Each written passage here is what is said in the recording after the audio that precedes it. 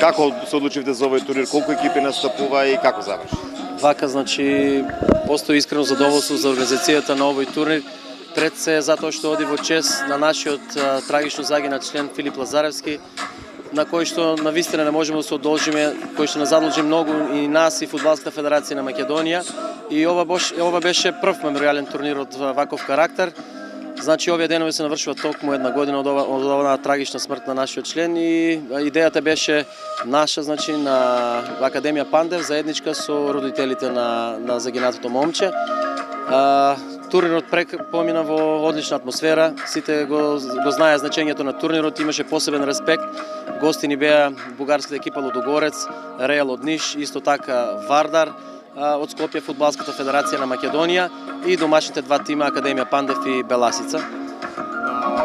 Тоа се екипите во која генерацијски, да кажеме, и кој го освои турнирот? Значи вака, тоа беше турнир за генерација 2002, токму тоа генерација во која што настапуваше и самиот Филип.